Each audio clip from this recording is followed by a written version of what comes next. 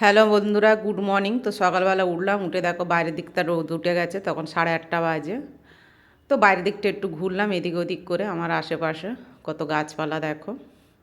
প্রত্যেক দিন উঠে একটু গাছপালা দেখে নিই। তারপর ঘরের ভিতরটা দেখো, বিছনাটা কী অবস্থা। এবার বিছনাটাকে তুলে নেব। আর এখানে রান্নাঘর তো ছাই ছিটিয়ে হয়ে আছে, এগুলো সব পরিষ্কার করে নেব। তো বাসন মেজে নিলাম, নিয়ে ঘর দাওয়া সব মুছে মাছে পরিষ্কার করে নিলাম, যেহেতু আজকের বৃহস্পতিবার। তো তারপরে বাইরে গিয়ে দেখো কতটা জামা কাপড় কেচেও নিয়েছি। এতটা জামা কাপড় আমাকে প্রত্যেক দিন সবাই জামা কাপড় কাচতে হয়। তো জামা কাপড় কেচে নিয়ে এবার একটু গ্রিন টি করে খেয়ে নিলাম আজকের। প্রত্যেক দিনই খাই, তো প্রত্যেক দিন আমি দেখাই না, আজকের দেখালাম।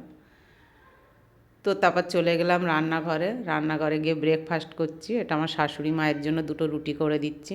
আমার বাবা কলা দিয়ে গেছে, ওটা দিয়ে উনি খাবে বললো, তাই ঠিক আছে দুটো রুটি করে দিই। তো এই যে আমার শাশুড়ি মায়ের টিফিন, একটা রসগোল্লা, কলা, দুটো রুটি তো দিয়ে দিলাম। তারপর আমার মেয়ের জন্য একটা রোল বানিয়ে দিলাম ডিম দিয়ে, শসা পেঁয়াজ আর সস এটাই দিয়ে ওকে দিয়ে দিলাম।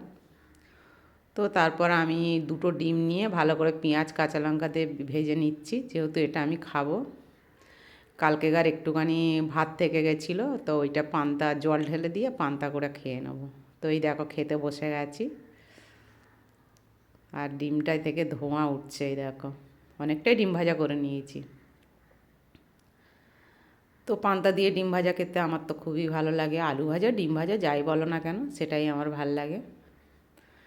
তা বসে বসে খেয়ে নিচ্ছি গরম গরম ডিম ভাজা আর পান্তা। সকালে এটাই আমার ব্রেকফাস্ট আজকে।